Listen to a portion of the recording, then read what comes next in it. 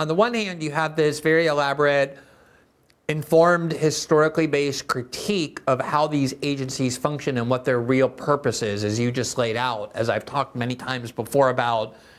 They destabilize other countries. They're designed to kind of install this, this ability of the United States government to control other countries the way we want from Washington in a way that doesn't serve the country but serves a very narrow set of elites. Then on the other hand, you have the war that Elon Musk and secondarily, I guess, Donald Trump are now waging on USAID. And if you listen to Elon, he seems to be focused on this because he perceives this as an agency of things like waste, of funding woke programs that the United States government has no business funding. The thing about $50 million in Gaza for condoms, which wasn't really true, but we do fund programs like that elsewhere. $35,000 for a trans opera in Argentina or whatever the examples are. He seems to be talking about this more as about waste and funding left-wing woke projects. And I noticed actually over the weekend when this was happening on X, said, oh, USAID, like the National Endowment for Democracy, has long been an arm of the CIA that serves no interests of American citizens and it can't die soon enough. And his response was, and they're not even good at it. And I kind of got to thinking, is his concern here that we need an agency that does that, but kind of without the waste and the left-wing agenda, but one that is, as you said, still nonetheless effective to allowing the U.S. government to enter all these parts of civil society under the pretext of not being part of the government? What do you think is motivating their attack on these agencies as opposed to why you dislike it? Or maybe they're the same. I'm so glad you mentioned so many of these things, but it's sort of lit up a pinball machine in my mind of what area of that to attack. I guess, starting at the beginning, this, I don't know what's animating Elon in terms of, which aspect of the USAID octopus is most horrifying to him, and that may have tipped the camel's back, so to speak, around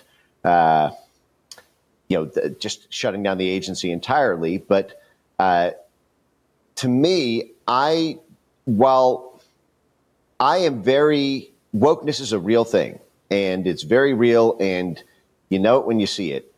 I have been saying for a very, very long time that what you see, it's very easy to mistake wokeness with blobness if you're not looking with a careful lens. And what I mean by that, I'll give a great example. So a few months ago, Max Blumenthal's outlet, the Gray Zone, published the internal leaked files from the International Republican Institute, which is the Republican arm of the National Endowment for Democracy. So it's NED. And the State Department was displeased with the results of the Bangladesh election in 2018. The State Department favored candidate got walloped. And NED, through the IRI, submitted a baseline assessment to the State Department of the best way to win the next election. And they decided that would not be possible without destabilizing Bangladesh and Bangladeshi culture and society in order to do the classic street riot, color revolution type work that NED has been doing now for 4 decades. But in the baseline assessment, again, this is the Republican wing of NED. Their baseline assessment said that basically the only groups, we lost the election overwhelmingly. The groups who are most upset at the current in power government that we could capacity build with state and USAID funding are LGBT groups, 2 racial minority groups in Bangladesh, and young people and student groups in Bangladesh who like to listen to rap music. And so IRI poured State Department, U.S. taxpayer funds into transgender dance festivals, into a whole slew of sort of woke identity events around minority rights and funding minority rappers in Bangladesh, ultimately culminating in throngs of street protests that forced the democratically elected prime minister to flee the country in a helicopter as a Clinton Global Initiative fellow, was named the new president, and they've canceled elections. So all of this is to say that I don't think that the Republicans at IRI are woke. I think that you have tactical wokeness in service of statecraft. And this is what's motivating. Just today, you had all these news articles about DEI programs that USAID is spending hundreds of millions of dollars on around the world. Well, in 2009, the National Endowment for Democracy, this was actually written by Carl Gershman himself, the founder of NED, wrote a similar piece in 2009 about how to topple the government of Cuba. And what they assessed is that the Afro-Cuban population is the plurality ethnic faction in Cuba, but represents a very, very, very small part of Cuba's government. And there's racial animosities that could be inflamed.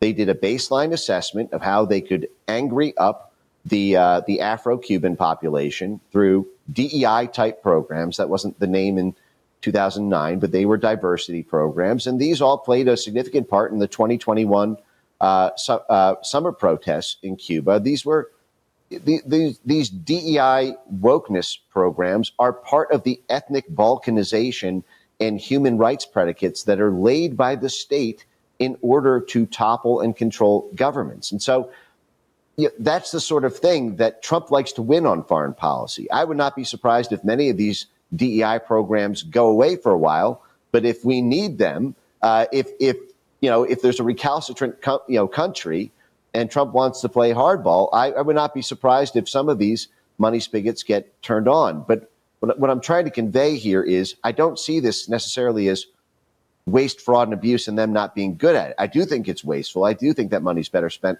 on our own country rather than this level of foreign meddling. But the fact is that money serves a purpose. It is capacity building the cultural groups, the ethnic groups, the minority groups, the gender groups, the political groups. And so that's why you see strange things like dance festivals and music festivals and ethnic identity, events and whatnot, because they're funding the fusion of networks that are then instrumentalized by the State Department and by extension USAID and NED.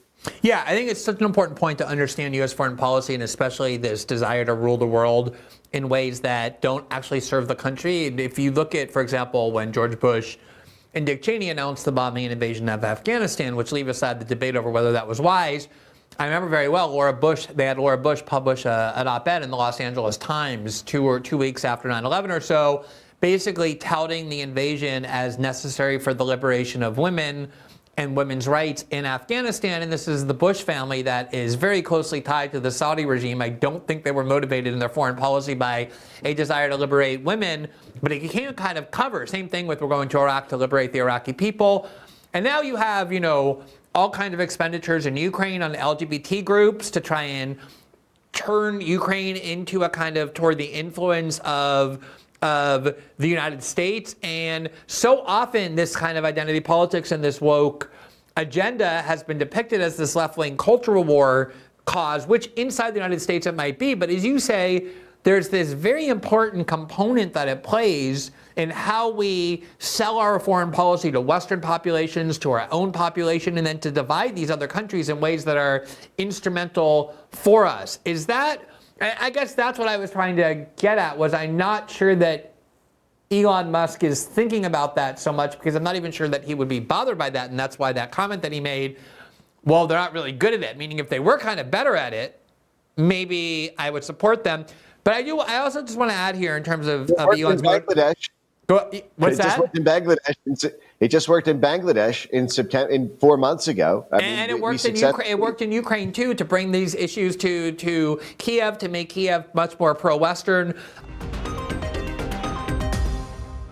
Thanks for watching this clip from System Update, our live show that airs every Monday through Friday at 7 p.m. Eastern, exclusively on Rumble. You can catch the full nightly shows live or view the backlog of episodes for free on our Rumble page. You can also find full episodes the morning after they air across all major podcasting platforms, including Spotify and Apple. All the information you need is linked below. We hope to see you there.